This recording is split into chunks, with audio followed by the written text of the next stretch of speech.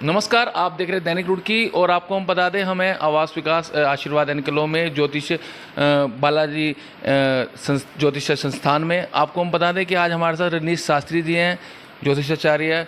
उनसे हम बात करेंगे कि 9 जून को जो गंगा दशहरा है, क्योंकि आपको पता है कि जून माह के अंदर काफ़ी ऐसे हिंदू महापर्वों में जो पर्व आते हैं उसमें गंगा दशहरा भी है और बीच में भी सोमवती अमावस्या भी थी, उस पर भी स्नान थी, भारी संख्या में लोग पहुँचे थे। और अब फिर गंगा दशहरा आ रहा है, किस तरह से इस पर्व को बनाया जाए, क्या कहना चाहते हैं गंगा दशहरा को लेकर, आचार्य रजनीश शास्त्री जानते हैं। गुरुजी, आपका दैनिक रुड़की में बहुत बहुत स्वागत है। क्या कहना चाहेंगे गंगा दशहरा को लेकर? दैनिक रुड़की के सभी दर्शकों को जय श्री राम, बहुत बहुत साधुवाद। और भाई योगराज, भाई दीपक जी, आप समय समय पर आप हमारे दर्शकों को धर्म अध्यात्म संबंधी नवीन जानकारियाँ देते रहते हो, उसके लिए आपको बहुत बहुत साधुवाद है। और अब जो मास चल रहा है ज्येष्ठ मास में गंगा दशहरा और निर्जला एकादशी अपने आप में बहुत ही श्रेष्ठ और पावन हमारे त्यौहार हैं। और दशहरा इसी दिन माँ गंगा का अवतरण ब्रह्मा जी के कमंडल से निकल करके पृथ्वी पर अवतरित हुई थी। यह दिन माँ का अवतरण दिवस भी माना जाता है। और दशहरा अर्थात हमारे जो मनोविकार हैं, 10 जो मनोविकार हैं, उसमें काम, क्रोध, मत्सर, लोभ, हिंसा, ये निंदा, चोरी, ये सब सम्मिलित हैं। तो इन मनोविकारों को दूर करने के लिए ये श्रेष्ठ दिन है।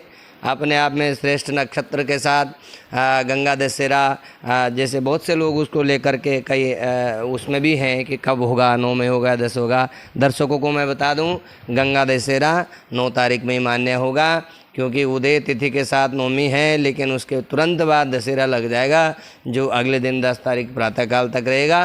प्रातः 7, सवा 7 बजे तक दशहरा रहेगा। इसलिए 9 तारीख को दशहरे का यह पर्व मनाना अपने आप में धार्मिक मान्यताओं के अनुसार बड़ा ही श्रेष्ठ है। गुरुजी, हमारे दर्शकों को आप ये बताइए कि इस दिन गंगा स्नान करने से क्या क्या महत्व है, क्या उनको पुण्य लाभ मिलता है इस दिन में? आप देखिए, अपने आप में कलयुग की तो जो प्रधान मोक्षदायिनी, समस्त पाप संताप को मिटाने वाली, पापापहारी, दुरितारी, तरंगधारी, शैल प्रचार गिरिराज गुहा विदारी, झंकारकारी हरिपाद रजोपहारी, गंगा पुना तो सततम शुभ कारवारी। तो अपने आप में गंगा गंगा बोलने मात्र से, गंगा गंगा यो भूरियात योजना नाम सतेरपि, गंगा गंगा बोलने मात्र से ही जब इसका कोटि कोटि फल प्राप्त होता है। तो अवतरण दिवस ब्रह्मा जी के कमंडल से निकली हैं और इस प्रकार कठोर तप के द्वारा पृथ्वी और इनका अवतरण हुआ। तो इस दिन जो भी लोग माँ गंगा के सामीप्य में जाते हैं, उनकी चरण धूलि से अपना स्नान करते हैं, अपने पितरों के निमित्त मोक्ष की कामना करते हैं, गंगा स्नान करते हैं, तर्पण आदि करते हैं, दान करते हैं। तो मैं समझता हूँ अपने आप में ये सौभाग्य की बातें हैं और भगवान की भगवत कृपा के द्वारा ये सब कार्य होता है। और उसके ठीक अगले दिन आपका निर्जला एकादशी, जिसे भीमसेन एकादशी के नाम से जाना जाता है। लोग इसमें भी लेकर भी कन्फ्यूजन में है कि 10 में मान्य है या 11 में मान्य है। मैं दर्शकों को बता दूँ, स्मार्त तथा जो ग्रस्त लोग हैं उनके लिए 10 तारीख का दिन शुभ माना गया है। वैष्णव लोगों के लिए 11 तारीख का दिन माना गया है। और एकादशी भी बड़े पुण्यदायक है और ये भीमसेन एकादशी के नाम से भी जानी जाती है। और इस एकमात्र एकादशी करने से पूरे साल की जो एकादशियाँ होती हैं उन सब का संपूर्ण लाभ आपको प्राप्त होता है। ये व्यास जी ने भीमसेन जी महाराज को बताया था और भीमसेन भी इसी व्रत को करते थे और उन्हें पूरे वर्ष के जो एकादशी उसका फल प्राप्त होता है। कितनी एकादशियाँ पूरे वर्ष में आती हैं गुरुजी? जरा देखिए, वैसे तो प्रत्येक मास में 2 एकादशियाँ होती हैं। और जैसे किसी वर्ष में जब अधिक मास आ जाता है तो इस प्रकार से वर्ष में 25 भी पड़ जाती हैं और 26 भी पड़ जाती हैं एकादशियाँ। तो वो पूरे साल के जो एकादशियों का पुण्य बताया गया है, वो निर्जला भीमसेन एकादशी के द्वारा उस दिन केवल आप आचमन का जो जल रहता है उसको तो आप ग्रहण कर सकते हैं, उसके अलावा आपको जल भी ग्रहण नहीं करना चाहिए। तात्पर्य यह भी है, वैज्ञानिक आधार भी है कि जब इतनी गर्मी पड़ रही हो तो हमें पक्षियों का भी ध्यान रखना चाहिए, हमें पशुओं का भी ध्यान रखना चाहिए, हमें दीनहीनों का भी ध्यान रखना चाहिए।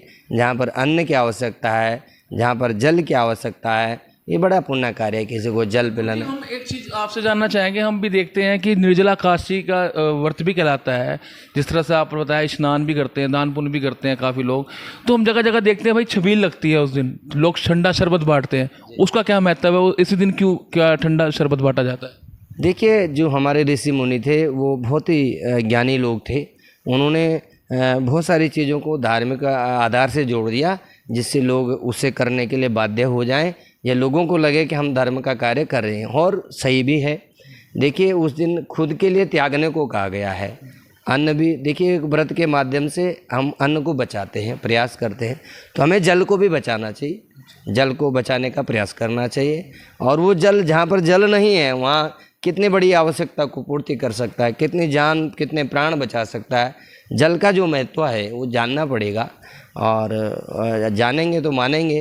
कहीं पर बहुत पानी की परेशानी हो जाती है, जल की परेशानी हो जाती है, तो हम लोग प्रयास यह करते हैं इस व्रत के माध्यम से हम जल और अन्न को त्याग करके उसे बचाने का प्रयास करते हैं।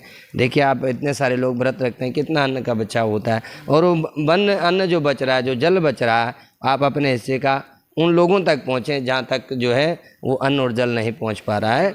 तो ये ऋषि मुनियों का हमारे लिए संदेश है। अनुसार क्या होता है, पहले हमारे एकादशी के दिन जैसे हम घड़ा भर करके, घटदान भी उसको कहते हैं, तो घटदान किया करते थे जल भर करके, और उसमें जो भी सीजनल आपके फ्रूट्स हैं उनका भी दान होना चाहिए।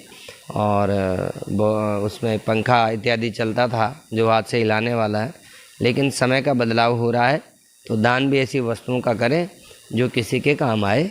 और उसको आप, ठीक है, कुछ चीज़ें बदल चुकी हैं तो उसको आप उस ढंग से दें। आप 10 चीज़ें ना दे करके एक चीज़ दें, लेकिन वो चीज़ दें जो सामने वाला उसका प्रयोग करे, क्योंकि जब हम कोई चीज़ देते हैं उसका अगर सदुपयोग हो रहा है तो उसका हमें तभी लाभ है ना। तो हमें ऐसा करना चाहिए। उसमें अपने पितरों के निमित्त भी दान होता है, और अन्न जल का दान तो विशेष है।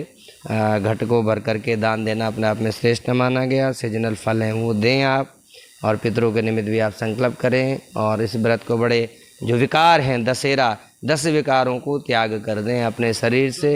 मानवते आपने कौन सी तिथि बताई, जरा एक बारी फिर से बता दीजिए। और गंगा दशहरा की 9 तारीख में गंगा दशहरा, और 10 जून में आपका निर्जला एकादशी का व्रत है। तो आप लोग करें, लाभान्वित हों, भगवान के परम कृपा बने, ऐसी कामना करूँ। तो गुरुजी ने बताया कि हम सभी को जो निर्जला एकादशी का व्रत है वो भी आ रहा है, उस पर भी दान पुण्य करें, और व्रत भी रखे जाते हैं। और गंगा दशहरा पर भी काफ़ी जो श्रद्धालुगण हरिद्वार पहुँचते हैं या गंगा स्नान करते हैं उनको भी काफ़ी लाभ पहुँचता है।